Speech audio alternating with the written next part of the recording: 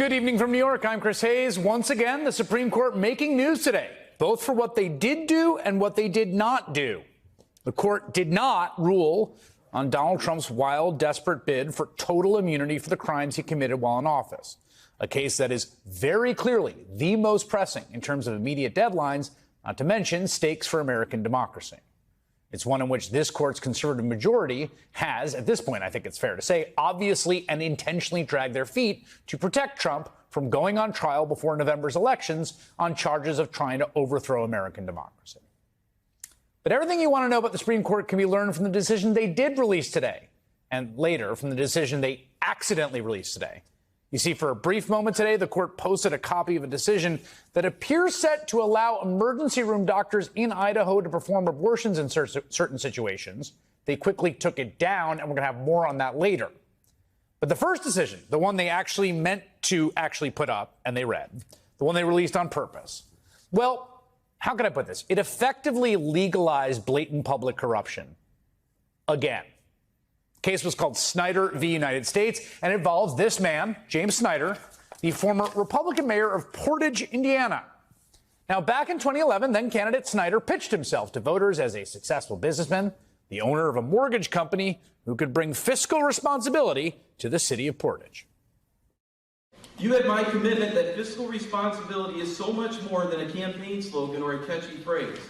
As a business owner, in the mortgage industry, we were on the front lines of the economic disaster. Each month, fiscal restraint was realized in different ways with my employees and me. Because we managed and navigated prudently, our doors are part of the 5% of mortgage companies still open in Indiana. By 2013, Snyder was now the mayor. That pitch was successful to the voters. It seems his theory of fiscal responsibility had not quite borne out. As the Chicago Tribune reports, it was Christmas time 2013, and James Snyder was in trouble. His mortgage business had tanked, the IRS was after him for a significant tax debt, and on top of that, he had holiday spending to account for. So Snyder showed up unannounced to Great Lakes Peterbilt, the local truck dealership he'd helped to win 2 lucrative city contracts. I need money, that's what I'm here for, the mayor told the owners. Days later, the dealership cut Snyder a check for $13,000, saying it was for consulting that was never fully performed. Okay, all right. So he steers contracts to this dealership. He shows up. He's desperate. He says, I need money. They give him $13,000. I'm not a lawyer, but a sitting mayor marching into the office of a business where he had steered $1 million in government contracts and saying, like, give me cash, does not sound entirely on the up and up. And you know what? The Department of Justice agreed. Snyder was indicted on federal corruption charges back in 2016, and after a lengthy back and forth and multiple trials, he was found guilty in 2021.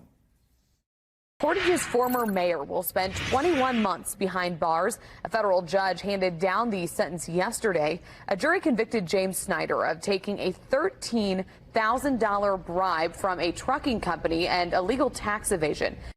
Now, Snyder has consistently denied any wrongdoing. He argues the $13,000 was just a fee for his consulting work, though what that consulting work is a little unclear. What's more, it couldn't possibly be a bribe, and this is important. This is what he argued before the Supreme Court of the United States. It couldn't be a bribe, you see, because he received the money after the contracts were allocated. So, if anything, it was more like a tip for a job well done. Like he just, like a barista, like he just moved the screen around. And the guy was like, yeah, $13K, boom. Wouldn't you know it, the Supreme Court agreed. Today, they threw out Snyder's conviction. Here's how Justice Brett Kavanaugh put it in his opinion.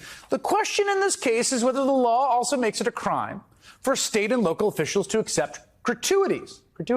For example, gift cards, lunches, plaques, books, framed photos, or the like that may be given as a token of appreciation after the official act.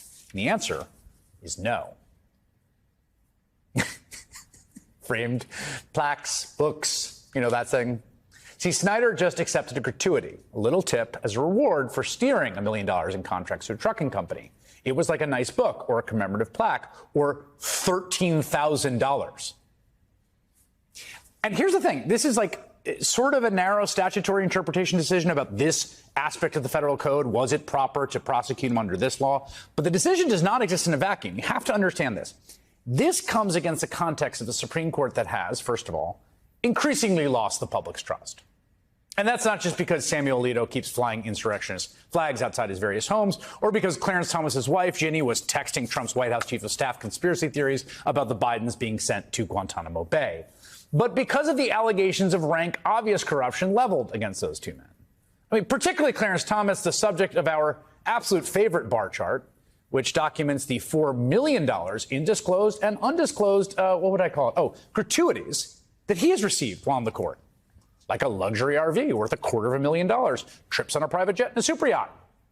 How do you think that guy feels about public corruption laws? Whether getting gratuities is prosecutable?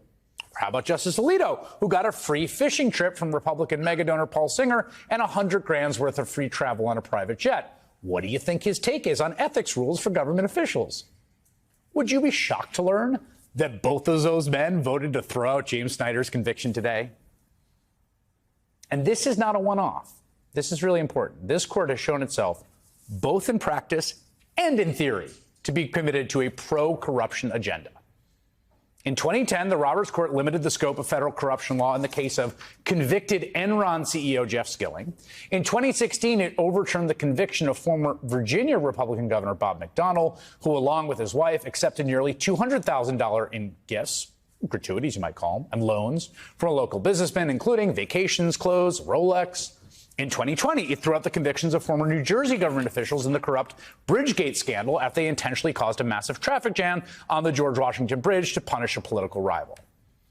Now, to be clear and fair here, those decisions were not all right down all ideological lines.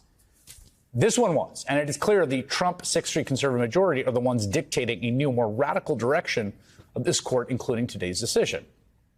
They really do seem to, in the aggregate, want to get rid of the criminalization of corruption and bribery. They want to make corruption legal and acceptable for all. And considering they went out of their way to bail out a former Republican mayor from a small town in Indiana, what do you think they'd be willing to do for the former Republican president of the United States? In tomorrow's presidential debate, abortion rights will obviously be a big topic. The thing to keep in mind as you watch is that whatever Donald Trump says in the debate and whatever any Republican says, the fact is that to its core, the Republican Party is committed to banning access to abortion for all women in this country everywhere. It is what the strongest, most activated members of that party want and what they're going to do. Take a look at what just happened in South Carolina. There were 3 Republican state senators there who had stood in the way of an incredibly draconian abortion ban. And then when they did that, they were all primaried. And all 3 of those women lost their primary races to anti-abortion men last night. That is the way that gravity pulls in today's Republican Party. Every single Republican, from state representatives all the way up to Donald Trump, understands that. I'm joined now by House Speaker Emerita Nancy Pelosi, Congresswoman from California. Good to have you on, Congresswoman. My pleasure. Thank you. You're someone who spent a lifetime in politics from the time that your father was the mayor of Baltimore. So you understand the way that political incentives work. When you look at what has happened in the Republican Party, when you look at something like last night where these 3 state senators had stood in the way of this ban, they get primaried, they lose. What does that do to the way that Republicans understand what they have to do and what they will do about abortion, no matter what messaging they're going to say on, say, a debate stage? Well, thank you very much for your question. It's good to be here as we observe the 2-year anniversary of the Dobbs decision. And I can tell you that this week we've had a drumbeat across America of events all over talking about how we have to reverse that decision with law by winning the election and enshrining Roe v. Wade in the law of the land. And also how people see it as a kitchen table issue. This is an economic issue for families, the size and timing of their families, or if they're going to have a family. It's a freedom issue. It's a democracy issue. It's about freedom for women to make their own choices. So when you see that election in North Carolina last night, it was heartbreaking. Those women were courageous. They went out and said what they believed, and that was rejected by the voters. But we have to make sure that the voters know. And one thing they will know is the difference between Joe Biden and the former president of the United States. If the other guy wins, there will be no question there will be a national abortion ban in our country. I say that very sadly as a Roman Catholic, as a person who had 5 children in 6 years in 1 week. Very wonderful, a joy to us. That was our choice. Other people should have their choice. So this tomorrow night, you'll see a split screen on the subject of respect for women. You'll see a split screen on their economic life. And the list goes on that we can talk about, but to stick with Dobbs for a moment. One of the things that we were observing this week as we had our drumbeat across America was access to contraception. How many Republicans do you think in the House of Representatives voted for a woman to have the right to contraception? 8. 195 Republicans voted no. Women do not have a right to contraception. We're not talking abortion here. We're talking contraception.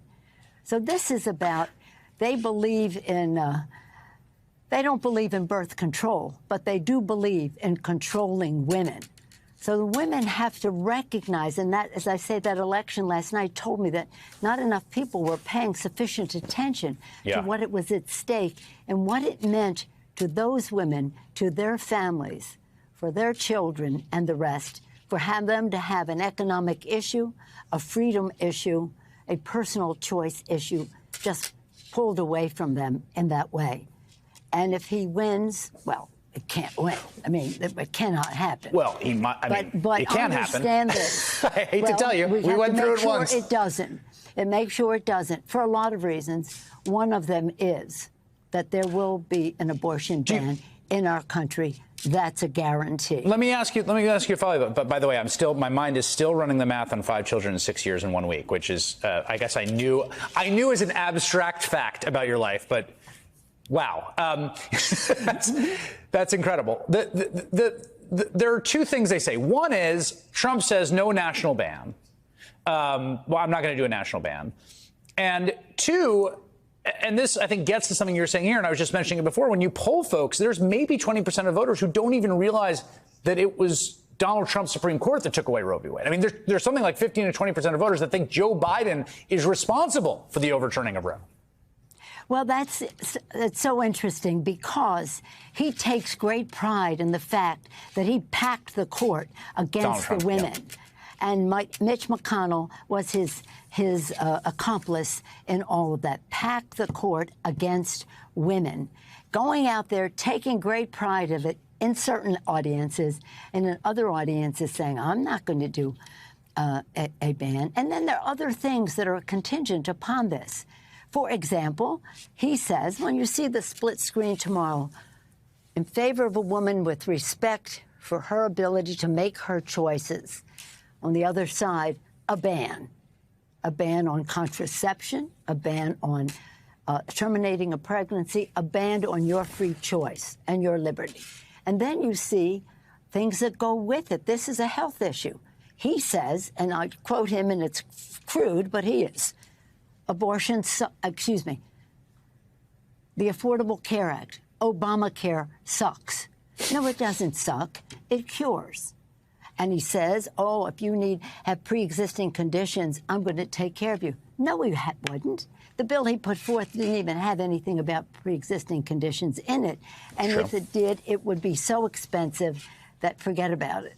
Forget about it. So then you look at something else. People are concerned about inflation. 16 Nobel laureates came out this week and said that if what's-his-name were elected president with his fiscal policies, inflation would just increase enormously in our country. And you have Joe Biden on the other side of that screen leading the world in reducing inflation in our country. So if you talk of any subject you can talk about, if your young people care so much about another scientific issue, climate, saving the planet. Bozo sat down at the table with fossil fuel industry executives and said, give me $1 billion for my campaign so I can reverse what they have done with the IRA to save the planet. Joe Biden is there, has been. He was the first person in the Congress of the United States way back in the 80s, even before I was there, to introduce a resolution calling for the Senate to address the climate crisis issue. Let me ask you this question. I think most folks watching this agree about the sharpness of these contrasts. Certainly on these policy areas, I think they're correct, right? There's real choices about health care, abortion rights, the climate, and big oil, even on inflation. I think, that.